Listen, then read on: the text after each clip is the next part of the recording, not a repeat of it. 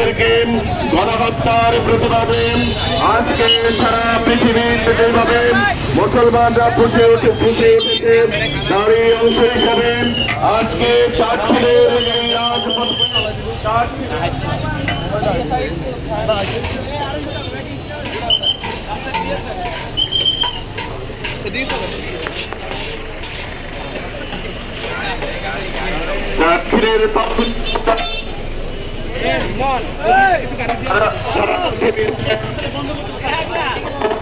হয়েছে।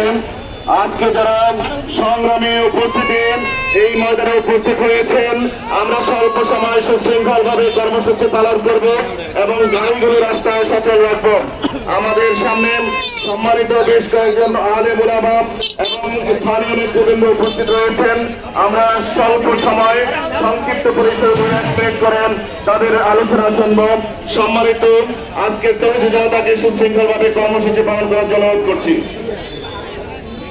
আজকের কর্মসূচি সঞ্চালনা করার জন্য অনুরোধ করছি আজকের এই প্রোগ্রামের অধ্যক্ষদের একজন নজির আহমেদ হারুন।